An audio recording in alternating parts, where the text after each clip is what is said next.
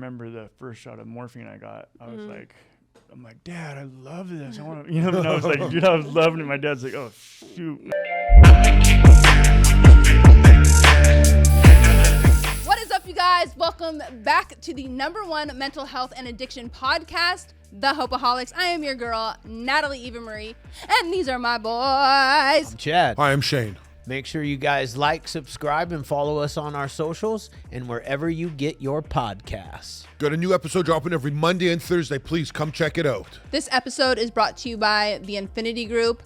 You guys, if you or a loved one is suffering, please call us today. The number is right here on the screen. We are here for you 24/7. Now, let's get into the episode. Jagger, welcome to the Hopeaholics Yeah, Podcast. bro. What's up? Nice to have you, man. Thank you. That's how we start them all, Yeah. right? Always. Yeah. Yep. Sometimes if I'm not in the mood, they won't do Wait. Well, we wait At because least 30, 40 seconds. It's an awkward silence. it. We just sit here looking Yeah. at them. Dun, dun, dun, It's dun, been dun, a few dun, times. dun, Well, I think dun, it's because dun, we've dun, done it dun. before, and Yeah. Chad looked at us like, what are you doing, bro? It's Quit it. yeah. There's been This a is my couple, part. There's been a couple times when I didn't know the guest's name. And I was like looking for some guidance. Now it's a standing joke. Yeah. Yeah. Now we do it like One time we didn't know the guest's name. It's the best ever. still don't know her name. I fasted on his Yeah. We didn't release that podcast. No, because- she's coming back. okay. I didn't know her name either. I went, Ren Marcel. I And said- she looked at me. She said, that's not my name. I'm like, fuck. You were here, right? I I don't don't know. know. I don't think she was. She was out of town, I think, on gun month or something. It was okay, it was okay. the it was the girl Tara She from stabbed her. No, I was here for her. Were you? Yeah. Yeah. You don't Oh, remember yeah. him going, Ren Marcel? Yeah. I don't. Wow. Put me on the spot. I had to spit something. What am I going to Yeah. say? Sorry, I don't know your name. So he'd start putting the guest name on. Yeah. Right, see the blank screen right there, the small Black blank one? screen? Yeah. Yeah. We start putting the guest Yeah, so we don't forget it. It's fucking hilarious. Turn my phone off. See, you can waste 5 minutes of saying nothing, Yeah, but that's it's true. funny as hell. It's true. Oh man, Jagger, what's going on, man? Not much, man. I'm blessed to be here right now. I feel like you know them more than me, because you guys were like having conversation. I was out there. I lost my Facebook page today. This Well, morning. you got it. It got suspended Yeah. because of an account that's not even attached to it. Really? So it's kind of irritating, but I guess she recently, Emily, our amazing, I don't know what her title Hang on, I'll is. tell Too, you. too, I wrote it down, bro. you did? Oh, It's yeah, too that's big how- for me. This is how important Emily is. Hang on a second. I'm going to give it to you right now. Emily is the digital media producer. Okay, our digital media producer, Yeah, Emily, yeah. recently lost her Instagram Yeah. page. Yeah. Oh. And it was, like a week and a half, 2 weeks 2 weeks. to get that bad boy Yeah. back. We had to pull out the big guns right Big here. dog. We had to pull out the Natalie Eva Marie Yeah. Instagram to Yeah. go in there and Yeah, say, shout hey, out. Meta. Yeah. Shout out to Erica from Meta for helping us. That's awesome. Emily, you're indebted to me. just Because so of you that, know. I got verified. I just got the blue check mark because I didn't want to go through that. I said, if it can happen to Emily, it can happen to me. Yeah. So don't get it twisted, Emily. Yeah. You're indebted to me for life. Hopefully you got yours Meta verified now. Yeah. She tried to do it like, right after. It Interesting. was weird. Well, Speaking of disabled, let's get on with the podcast. No joking. this is a disabled podcast. This is a disabled podcast. Bro, we're all disabled, really. Yeah. I mean, it is a disability. Jagger, where are you from? I'm from Placentia, California. Placentia. You're an Orange County person, huh? Yes, sir. Oh, All wow. right. Yeah. Grab that bad boy mic and pull it just a little bit Yeah. closer. And All right. Yeah. This part right here. All right, there you go. Yeah. There you go. That's there you go. There you go. Placentia, California, Placentia, huh? California, Drug of choice? yeah. Opiates. Opiates? Yeah. Meth, crack, anything. I know how to party. Yeah. Yeah. The real deal, huh? Yeah. Steroids too. Yeah, Yeah. steroids. How did it start? Like, do you remember a specific time growing up that it just was like off to the races, or? I started hanging out with the wrong people like my sophomore year in high school, Okay. and they introduced me to steroids. Mm. And I played football and wrestled and stuff and track and all that. Mhm. And yeah, I just started using steroids and then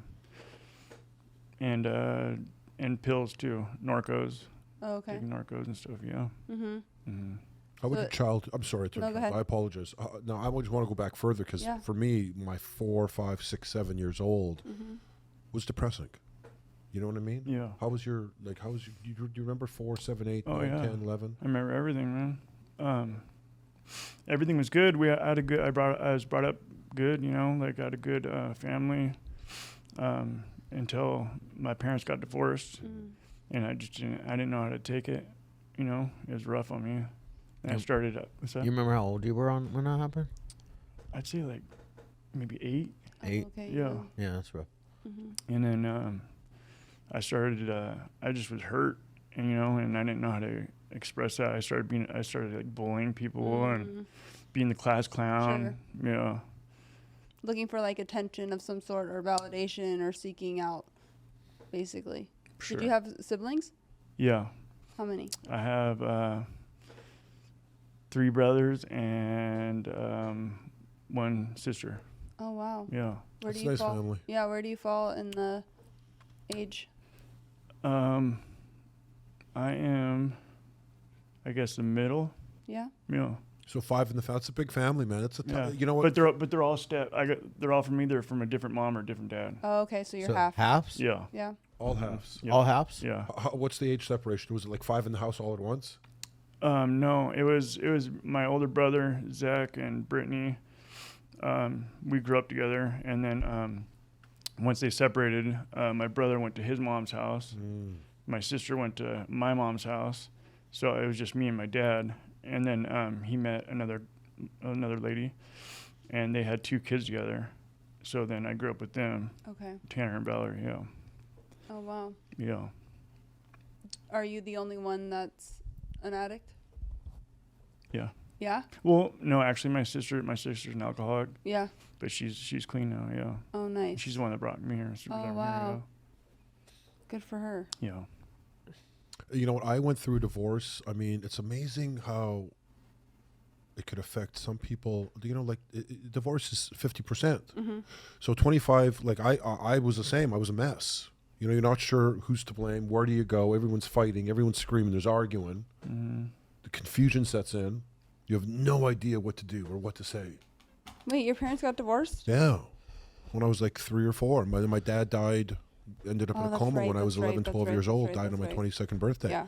So I had the same similar experiences, bro. Yeah, it's rough. You know, good life and everything. It's just, it was rough. Mhm. Yeah, man.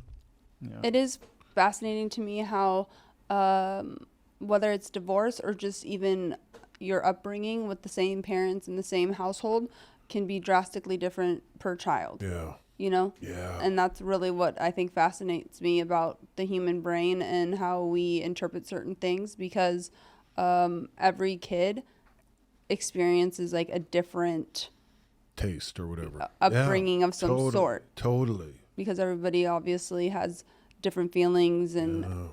needs and things, where it's kind of wild how even divorce, it can really affect somebody or has no effect on them. So let me ask you a question, just to get it clear. You were born into a blended family. Your dad already had a son, and your mom already had a daughter. Yeah. And then so you almost were the baby Mm-hmm. of that blended family. Oh. And then when the divorce happened, You went with the 2. Yeah. The they older- actually split up Yeah. a bit. Right. So did you see your brother as much after the divorce? Not really. No. Only maybe like. It's supposed to be every other weekend, but it wasn't. Never works out like that. No. Well, sometimes it does, but Yeah, I didn't see my mom much either. you didn't. No. Oh, so you were with your dad, Yeah. and then your dad had 2 more kids later on. Yeah. So And my then- dad's a biker, and like, so I didn't have like Like a normal no, childhood, No. like a biker. Yeah. A real biker. Yeah. Nice. But then he goes from being the baby to all of a sudden kind of being the oldest. Oh, actually, the oldest, and probably for a bit, the only Yeah. for a little bit, huh? Before Mhm. they, I'm wondering how long after. Now, here was the touchy thing for me. It was good because my father now, who adopted us legally, played it really cool for me. He slept on the couch for 2 years. in our home.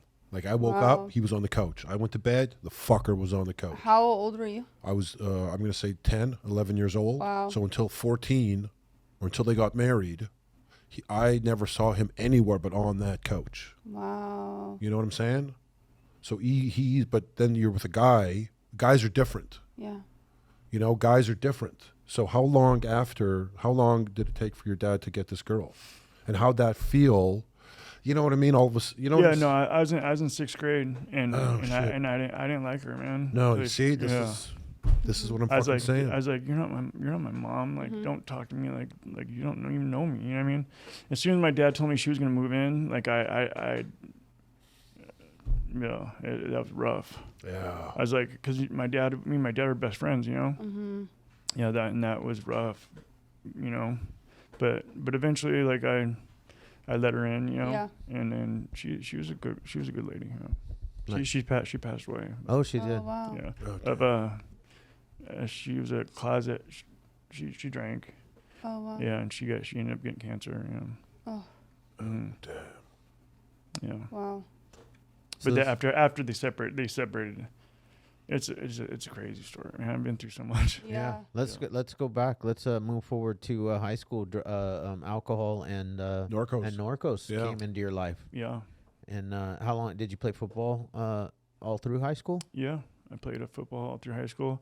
It's actually I broke my arm in Pop Warner football, and I remember the first shot of morphine I got. I was like, I'm like, Dad, I love this. I want to, you know. And I was like, dude, I was loving it. My dad's like, oh shoot, Yeah. and he knew I got a problem, like, cause I remember like going home and like I was like searching the cabinets, dude, like for the pills, like the Norco or the Vicodin. Mm-hmm. Like I was like maybe 8 or 9 years old, like looking everywhere for those pills, like not even knowing, like I had like already, you know. Woke up a little tiny Yeah. monster. Mm-hmm. Yeah. Wow, Inside that's of you. young too. 8 or 9, actually searching out. I think that's really young. But you know what's It is, really for sure, crazy yeah. is I totally remember. Do you remember the dentist? And I was super young. Yeah. Yeah. And they put the little nose laughing gas on Yeah. you.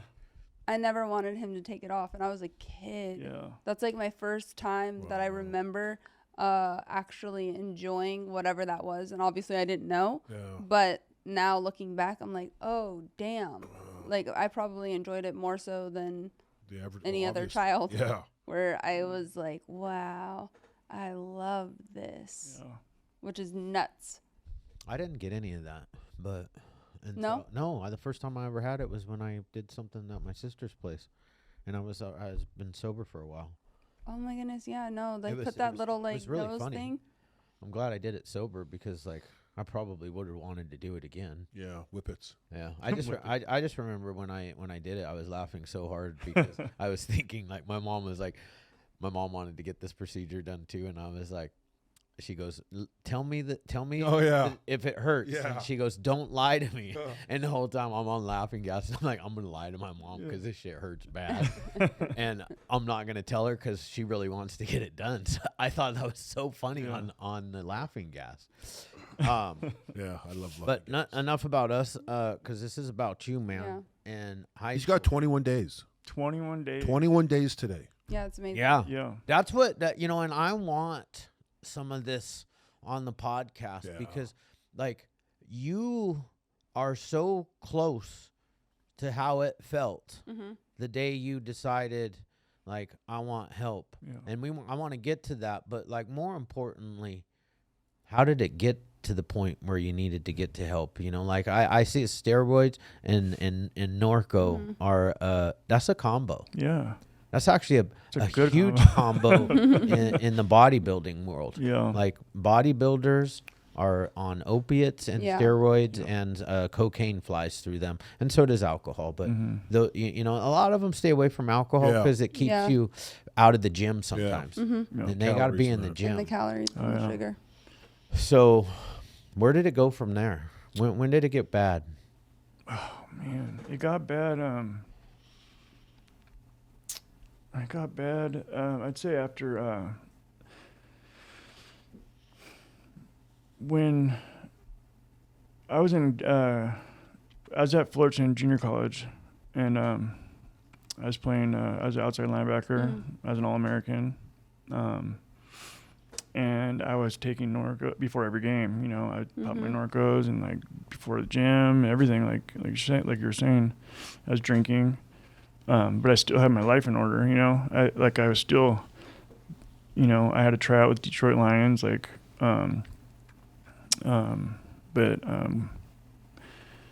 just I ended up going. I didn't go to go play for Detroit, obviously, but I ended up getting a full ride scholarship to UT Martin as a Division I school in Tennessee, and I didn't realize I had a problem until I went there without taking any pills, and like I couldn't perform, like I didn't understand what was going on, like my legs hurt, like I didn't know I was addicted to pills really until I got there, and I ended up leaving there because of it. You know, I walked away from a full ride scholarship. Yeah. Wow. Yeah. At that point, did you quit school entirely Yeah. and just work? Did you go? Yeah, I started working construction and continued taking. I was taking like 30 or more pills, Norcos a day. You know, I wake up in the morning, pop some pills, and lunch, pop some more. Go to the gym, pop some more. Like just, and I continued living like that for like maybe 8 years. Oh, damn. Yeah.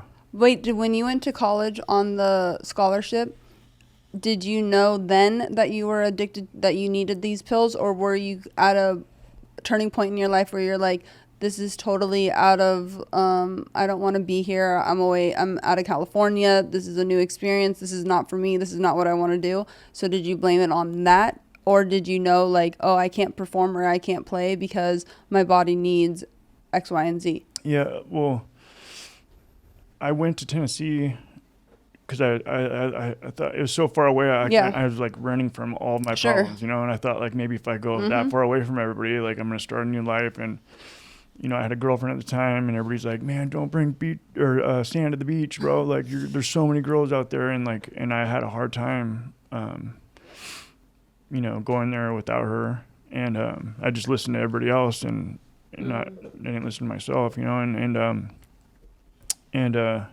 yeah, I didn't realize that I had a problem, like, you know, until I got there and I couldn't get any pills. Like I was asking everybody, like, you know, for them, and I was on steroids, and like I went over there like at 240, and like the humidity over there, you know, like I wasn't on a cycle anymore. And I was sweating, dude. I like before, you know, like summer league. I got down to like, I was like 215. My coach was like, dude, what happened to you, bro? Like, like bro, you're shrinking, dog. And, yeah, like that's kind of when I started thinking, like I kind of figured out I had a problem, you know? Yeah. Yeah. And then after the Norcos, you know, like I started doing Roxy's and then that led to like obviously heroin. And So you came back, and then that's when you started construction. And I feel like that job, for some reason, yeah, it aligns well with drinking and using, and especially partying. because It's a lifestyle. Yeah, because you could have no drugs and go to your workplace and probably find what you need there. Yeah. Guaranteed. Oh yeah, for sure. Well, and the hours they're hard. It's hard. You know, whether it's early morning or they're doing graveyard night shifts, because a lot of the jobs are having to be when people aren't around or no one is in your way. So I feel that alone, a lot of guys end up, you know, picking up and using. Yeah, I try to do it sober. Like I did get sober. That was my first time ever getting sober. I got a new girlfriend, and she's like, "Hey, man, I got kids. Like, I don't want to be with someone that's on drugs." So I got sober for her, for maybe a week. And I tried to go back to my job, and I remember getting a sledgehammer, and I started breaking out a driveway like by hand, and I was like, "Dude, I can't do this anymore. Like, I need some pills, you know." So I got back on them, and you know. And how long did that go for? Shoot, it went on till Till 21 days ago. Yeah. Well, I actually stopped using pills, and then like I got really heavy into heroin and like shooting heroin, and then I started doing fentanyl. So and I actually got a prescription. I got a prescription for Norcos and Roxy's, and I sold them just so I could get the better stuff, you know. Wow. Yeah. At this point, were you fully aware that you have a serious, like, were there any consequences, meaning jail or getting arrested, getting DUIs, or? Oh yeah. I mean, I'm a fighter, so like I used to fight all the time, getting bar fights, and like I was never allowed in any bars. Like I was 86 out of everywhere I went. Like I knew I had a problem because eventually I lost all my friends. Mm-hmm. My friends either ended up dying, well, they all died pretty much. Yeah, and I ran from everybody, like my dad, my mom, my little niece, everybody. Like I literally have been gone since I've been here. Like, I mean, just a few days ago was my first time in like 10, maybe like 15 years. I finally reached out. Like I dreaded those phone calls for so long, yeah. And I got everything's just like, you know, since I've been sober, like everything's like just falling into place. What made you come to this point where you're like, I need to change, I need to do something? Now's the time. Honestly, like, not gonna lie, like I didn't really want to be here. Like my sister found me. I guess she's been looking for me for like 2 years. Wow. She thought I was dead, yeah. And she found me. I was living in Long Beach, and like her and her friends and my older brother flew down here from Oregon to come find me, and they found me, and I was like, they embarrassed me in front of all the homeboys, you know. I was so embarrassed. I'm like, oh my God, like I'm fine, like, you know, like, and they're like, she's like, you look like crap, you know, like you need help. So I agreed to come here, like, but I wasn't planning on. Mind you looking fine is looking like a disheveled, probably crackhead, and your homeboys, you're probably in like a trap house of some sort. It's pretty sad when your homeboys are like, hey bro, like maybe your sister's right, like that you is should go get help. Yes, you know, and these dudes are like pretty crazy, like looking for sure. I've been there. Yeah, I've been there, and you know what? I bet you these guys wish that one of their family members or a team of their family members would come find them and save them. Yeah, you know, man. I actually had one of the homeboys, like, before I came here, I mean, I was smoking meth with him and stuff, and we're talking. He's like, bro, like, he's like, Doc, I think, like, we should probably get help, bro. Like, seriously. He's like laughing. And I'm like, I know, man. And like, before I came here, he didn't use fentanyl or anything, but like, for some reason, he decided to use fentanyl. And they found him in an alley. I guess he smoked, and he passed out and hit his head, and like it was in the emergency. Like he like, I think he's probably still in the emergency. Like he has to learn how to talk again. Like he can't talk, he can't move his body. Like it's bad, man. For sure. That drug is no joke. And that's what happens, and that's what I think people forget, is that you either are going to die or you're going to be a shell of a human and make not only life that much harder, but what about all the people that are around you that love you? Because now they have to care for you. So it's super difficult. And it's really scary, because you turn into a vegetable. Yeah. Yeah. It's not even like the book says where you can go this way, or that way. It's actually, you know what I mean? It's not like that anymore. Well, it's not like that anymore. Fentanyl has changed it completely. Changed the game. Yeah. I mean, and you know more than anybody because you were a heroin addict. Yeah. You know, you shot heroin. Now, you can't even find heroin on the streets. No. It's all fentanyl. So, you know, what now? You know, it's like, and you know what, can I tell you what, I just want to tell you what the scarier part is, because like I'm a drug addict like you, dude. My fucking drug dealers are saying that I need help. Yeah. You know, like, dude, you need to check yourself in somewhere. But like, we get people clean now, and it's never been like this. This has been the past like 4 or 5 years, especially the last 4 years. We get somebody clean 30, 60, 90 days, and to hear that they relapsed and died is way more than I ever want to hear that. Yeah. So like, I'm glad you're here, and I'm glad you're taking the opportunity to get your life in order, because the three of us sitting here can attest that this life that we're living right now doesn't even compare to the high that I used to get from drugs, And at this point, and I'm a 12-stepper. Natalie's a 12-stepper. I mean, I'm not like a hardcore 12-stepper like some people are, but I love the steps. They changed my life, and they changed the way I think, and I truly believe that I get a daily reprieve based on my spiritual maintenance. So like, I'm good today. What did the guy say last night? Pay your sober debt. Pay your sober dues. Or do. So like, Tab. I paid my Sober sober tab. tab this morning. Yeah. Like, I woke up this morning, not at my normal time, because, life's a little bit difficult for me right now. But I woke up this morning and I paid my sober dues. I paid my tab. I spent that time with God that I promised that I would spend when I got sober this time, And I did that work, and I prayed, and I got on my knees, and I, thanked him for a day, another day. Because there's nothing that I can't handle if I pay that tab. And I do, and I pay it in the morning. I think morning routines are really, really important.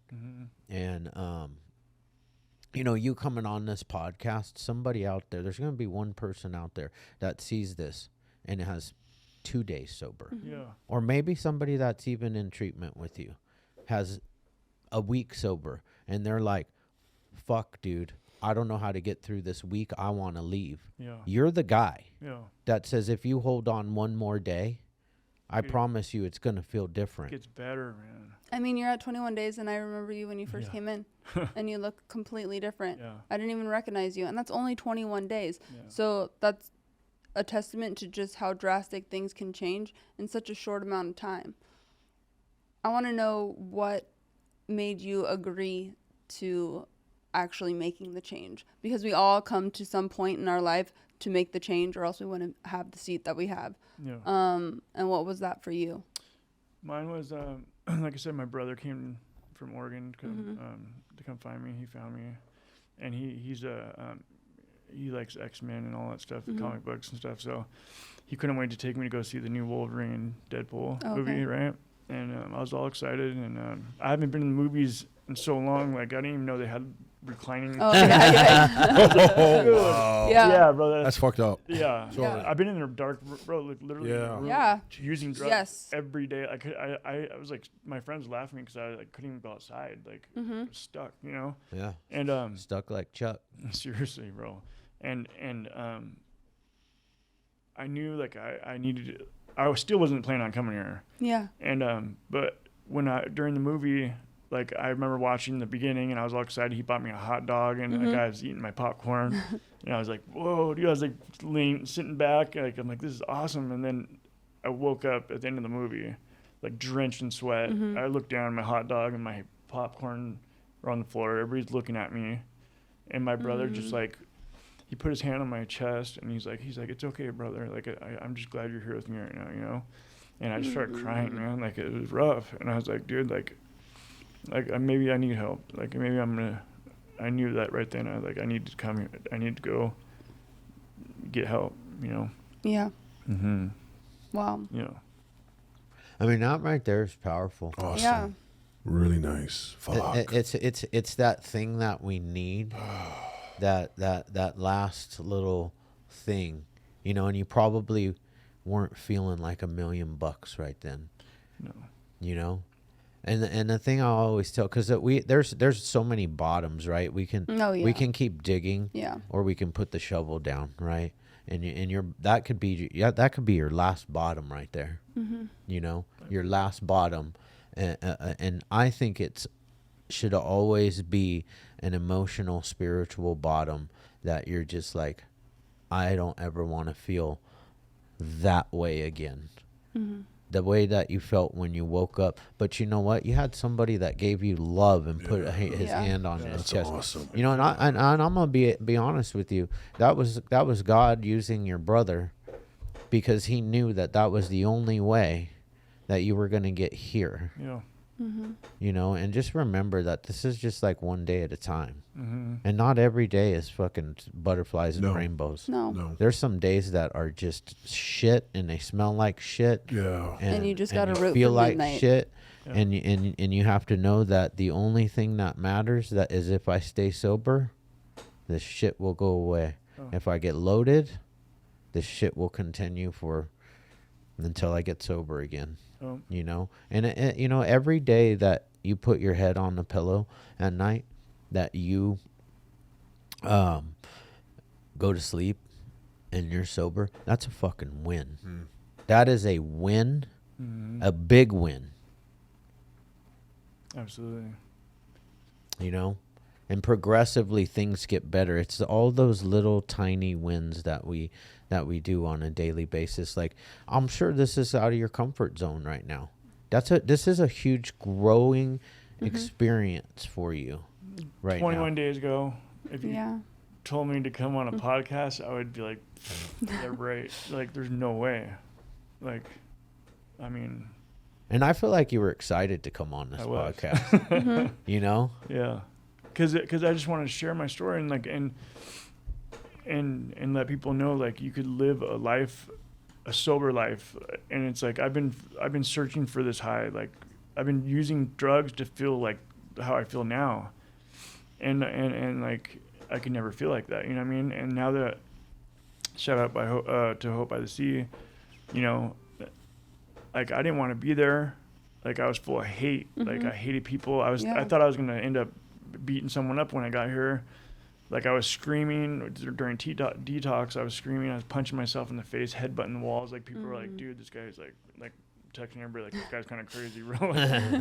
And like, you know what? Like you could live.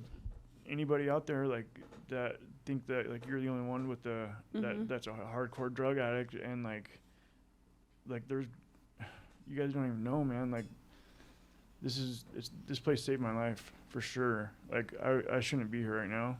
Like, you know, and I think, you know, that now that I found God, like I found God when right out of detox. Like I remember going to Capo Church, and the pastor said, like, hey, if anybody hasn't found God, like I want you to come up on stage. And like I was the first one up there, and he prayed for me, you know, and I just felt like this energy like coming through my body, like the energy that I've been looking for my whole life. Like I didn't grow up like in a church. Like I didn't know God at all. Like I've tried to find him before, but like now that like I accepted God in my heart and I just let him take over. Like, you know, it's and I got home and prayed and I just prayed like that he would just take my life. Like I surrendered. I'm tired of like trying to run shit. Yeah. Because it don't work. It doesn't work. And like all these people around me, all these like solid people that are like drug addicts and like that have been through some of the same stuff I've been through. Like it's awesome. Like this, you know what I mean? I wouldn't rather be anywhere else in the world but here right now, you know. I think what's beautiful is that before we even hopped on, we got to FaceTime. It was your sister, right? Yeah. And her face said it all.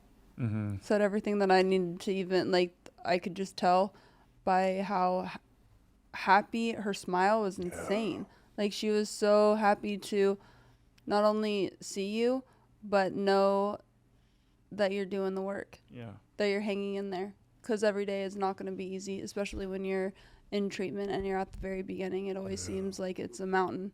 But like Chad's saying, it's like, you know, it's just that it's daily. So me sitting across from you, I might have some years stacked together, but I'm in the same. I have to do exactly what you do every single day, or else I can go right back to where at the very beginning. And that's what's like mind blowing about our disease, is that it's just one day that we have, and that we have to stay on top of, or else it'll slip away. Yeah, and I'll tell you something else, Jagger. You're local, bro. Like, there's no reason for you not to stay in the fold. Yeah. You got a family now. Your sister's in Huntington. Your brother's a phone call away. I mean, these guys love you. You got a family, man. Yeah. You got my number? Yes. Yeah. I mean, I'm in your life forever. You're local. Yeah. Meetings, you drop. I mean, right? Really? Oh yeah. You guys are stuck with me now. Yeah. Well, this is the I- thing. Hell I- yeah. But what ends up happening when you do the podcast, you become a Hopeaholic. Yeah. That's right. Yeah. Yeah. Mhm. So, Life, right? You know, yeah. No, I mean, you and when we're done, you're gonna sign that beautiful Yep. wall behind yeah, you. bro. Click the beautiful wall behind him, Yep. as I say. Yeah. It. See the beautiful wall behind it. I thought Lewis was gonna get that without me having to I know. say that, but That's because whatever. he's not paying attention. He's like he's playing. scribbling. He's What is that scribbling. video game you have up right there? Just playing. Roadblocks? I hope not. No, He does not seem like that. I don't think so. That's I think that's like a a child. teenage girl game. You gotta So- lean on people, bro. You got Yes. family. You gotta lean on people. You gotta use that phone. You gotta cry all the time if you have to. You gotta let all that stuff out. And And when yeah. you're all alone, man, first and foremost, make God the CEO. Yeah. Right. Sure. That is the key to a successful life. Yeah. Not just business, but life. Really is. Not just recovery, Really but is. life. Yeah. Because Yeah. whenever you're hurting and you feel like you can't, like when it becomes a daily habit, and you don't have to like drop to your knees and pray. You can. I have a constant contact. So like that's what I like about the steps, right? The having had a spiritual awakening, but we have a conscious contact. Step 11. Right, step 11 is I don't know the actual the words of the step right off the top of my head right this very second, but we get this conscious contact as a result of working those steps and cleaning up the wreckage. Like sometimes I'm just like, God, Damn it. I don't say that. This is rough right now. Yeah. I'll just like in my mind I'm like, God, this is rough right now. Like, can you give me a little help, a little guidance? I know with you I can walk through anything. Yeah. And one of the other things that, part of my prayer in the morning is like, I ask that he keeps me sober. Like, I don't want to stick a needle in my arm anymore. Like, I remember the last day. My last day I was in a meth-induced psychosis and a bail agent kicked in my door, and God sent my angel in the form of a bail agent to kick in my door and come take me. And he was a big dude. Yeah. Normally I would have fought, but I looked at the guy. He was about 6'5", probably 270, black dude, and I was weighing about $140, methed out, Yeah. hadn't slept, and I think I was like on day 8 when he came. I was supposed to be in court the day before, but I had done telepathy with the judge, and he gave me the okay to not show up. I don't know if you've ever been that deep with the meth. Sometimes the opioids get people a little bit more leveled off, but Yeah. I was always up and down. Yeah, for sure. I would Like I'm just, too high. Yep. sometimes Like I'm I would smoking- just You're a stay, I chemist. would just stay up. Woo! Yeah. I'd just Yeah. keep going because I was doing the CIA missions and stuff, and you had Yeah. to stay. Yeah. I need to do my air quotes. CIA missions. I want people to think they were real ones. Yeah. Yeah. They were off books. It's not, hey man, that's like no place to be. No, it No, isn't. and I And you're don't- right where you're supposed to be. Yeah. Like, And thank God for you to have the willingness to do it, because that's what it takes. It takes a person to be at their they have no other choice, because they've come to, I'm either going to die or I'm going to try to walk this path. And something takes over us. And it happened to be that day in the movie theater with your brother. And being in our addiction, especially deep, it's demoralizing. That was not a awesome feeling for you to wake up and be with your brother. And then all of a sudden, when at first it was joyful and amazing. You had a hot dog, you had popcorn. And then all of a sudden, in a blink of an eye, reality smacks you in the face. Yeah. And thank God it did. And that you listened and then went ahead to walk this journey. Yeah. Because from what I see today, only 21 days from what I saw 21 days ago, dude, like, just the clarity in your eyes alone is like there's actually your soul is coming back. Yeah. And that to me is like a testament to the program, to an individual putting in the work, because this shit is not easy. And there's going to be a lot harder days ahead of you, but it's possible, and we have a solution. And that's like the beautiful thing about the program and about the disease that we have, is there's a cure. and there's a solution. We just have to be willing to do it. Yeah, you gotta surrender, man. Totally. Surrender You gotta to be humiliated and 100%. surrender to win. See, people, that's what they used to tell me, and a lot of times it's like addicts, especially like street drug addicts, we come in and we're like, I'll never surrender, but like surrender to a new way of life. Because, man, I don't want to feel that way anymore, and you're 21 days from feeling that. And I think the most important tool that a recovering addict can have in his toolbox, besides God, is remembering exactly what it felt like at that demoralizing time. Yep. And reminding yourself that I never want to feel that way again. And it's called playing the tape all the way through. yeah. Because the urge to get loaded will come back, and sometimes it comes back really, really strong. Even at 7, 10, 11. Don't get 7-Eleven. 7-Eleven, I forgot. Yeah. Don't short me a year. I work hard for that year. Yeah. But it can, that urge can still come back. I mean, it's a lot like fleeting. It just goes by quickly nowadays. But there are times that it comes, and playing the videotape all the way through. Like I don't want to let my kids down ever again. I don't want to let my wife down, my mom, everybody in this room. Yeah. It's not worth it. Not worth it at all. For Hey. what? For a 15-second high that you never get again? And, I mean, and think about it. Like, it took me 7 days, like, of hell, like, and just like dreaming about smoking fentanyl. I was like, oh, I need to go home and take one rip, and like everything's gonna go away. Right. And like, I can't remember the guy's name, but I was at the Adello house, and I was like screaming at him, like, dude, like, fucking call my sister. I want to get the fuck out of here. Yeah, I of hate course. this place. Like, they're not giving me enough medication. And I was like, just like, I took off all my jewelry. I threw everything. I was like fucking screaming.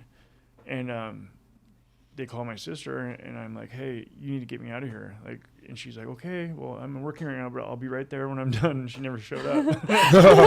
Yeah.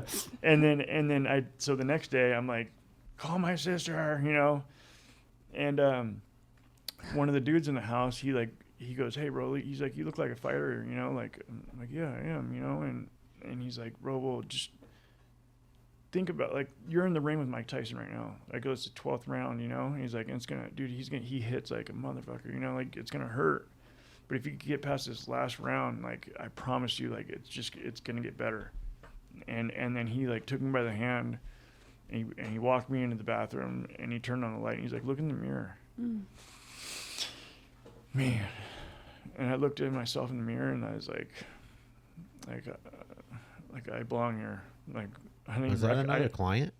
What's that? Was that a no? client? It was one of the staff. It was one of my staff. Yeah. Oh, wow. I don't remember his name, but also. Shout out to that guy. Yeah, shout out to him. Shout out to Danny Lansdale. Yeah. He's the reason I'm here. He told me when I first got here, he's like, you better not tap out, man. You're not a bitch. Like, you've been through way harder things than this, and I'm like, all these things are going through my head while I'm detoxing. I'm like, I'm not a bitch. Like, I'm not gonna tap out. Like, I just remember him looking up at me, like pumping me up, before I got in here, and and then looking at myself in the mirror, like, I'm like, and he also, I can't remember his name, but he's like, bro, if you get through this, if you give me 30 days, he's like, bro, he's like, I'm gonna take you out to a nice Italian dinner, and we're gonna talk about, like, talk about this. And he's like, but if you don't, man, like, I'm gonna have to forget about you, like, I don't want to carry that, like, knowing that, like, you left here and you died, because, like, that's probably what's gonna happen, Facts. Like, yeah, dude. Facts these days. Yeah, I know if I went out and used again, like, I would have died. Sure. I'd be dead. Yeah. Gazoon tight. Yeah, but Yeah, I bro. sneezed on it, so it's the truth what he's saying. right. That's an old thing. That's Yeah. that's Yeah. old Jewish Yeah. wives. You sneeze, wives. not a wise tale. Wives. No, Wise. wives' tale. Wives. Yeah. Wives' tale. No, that's Yeah. amazing. Yeah. Yeah. Good for you. Yeah. Good for God, you. God is good. Yeah. I wish you seriously all of the best, and I want you to continue to come around here because we are going to be putting monthly in-person meetings together. Yeah. And so it'd be cool to have individuals like yourself show up, Yeah. Absolutely. you know? Actually, starting on 8/6, we're No. gonna 9-6. 9/6 because 8/6 already passed. Mm-hmm. Oh shit! Did I put 8/6 on the text to Never mind. We'll Yeah. get that there. But yeah, so 9/6 we're gonna have. It's a Friday night. It'll be here. It'll be here in the gym. We're gonna have a meeting. We got some cool people coming. Mm-hmm. We're gonna bring all the houses. We're gonna bring a lot of people from outside and try to pack the gym with 100, 200 people. Just make it, do some recovery. Do some community. some have some food out in Yeah. the back. Barbecue some. What does Chief call those things? Some kind of steaks. The hot dogs. He calls them something. Ghetto steaks. Oh yeah. I forget the We'll have name. some ghetto steaks and some hamburgers. Nice. Yeah, it'll be fun. Yeah. But thank you for coming on. And Yeah, Jagger. thank you. Thank you guys For- for You're a success story, brother. Yeah. Yeah, we're in your life, And man. it's just beginning. Yeah, man. Sure. So I'm excited for you to see everything else unfold. Yeah. Thank you guys for having me on here, and like I promise you guys, dude, life is better. Life gets better. Like, and you could live a fun, sober life. Mm-hmm. You know, you could dance. You could get up and dance at church There and you sing. go. I'm a dancing fool now. Like, I sit in the front row every meeting. I sit in the front row. I go to church. I sit in the front. I dance. I sing. Like, I don't care what people think about me. Like, I'm doing everything opposite of what I was doing in the past. That's it. That's And it- exactly what That's you have it. to do. Yeah. Yeah, Mhm. I It love works. it. It It sounds works. like Doing you're it. staying. Yeah. Stay in the center of the herd. Yeah. Mhm. Don't be Because- embarrassed. Because No, Yeah. and who cares? Yeah. That's the like where I'm at. lions can only pick off the ones on the outside. Yeah. The ones who aren't doing True the that. there's all these statistics, right? And I'm going to end with this. Like they say, Alcoholics Anonymous, only like 4% of yeah. the people stay sober. But if you actually read the Alcoholics Anonymous book, it says that never have we seen an individual fail who has fully followed our path. So if you want what they have, you'll do what they do. Yeah. Mm-hmm. If you want what we have, you'll do what we do. Yeah. And shout out to Hope by the Sea. Like, there's some solid dudes in here, and like, I mean, talking about that percentage, like, I don't believe in that. Yeah, I don't believe in any of that either. No. 100% of people who want recovery Get it. get it. Yeah. Yeah. It's if you don't want it. Mm-hmm. How much do you want it? If you do want it 80%, because if you only want it 80%, 20% of the time you're going to get loaded. I don't know one person here in the center like that is negative. Like everybody I know here is like so happy to be here, and like Nice. there's such a great group of people. It's good. amazing. Yeah. Yeah. Good. Yeah. Keep it rolling, man. Yeah. You know. It all Keep it starts going. with you, dude. Yeah. So thank you. Thank Yeah, you. thanks, Thank bro. you Appreciate so it. much. Thank you. Amazing. Thanks.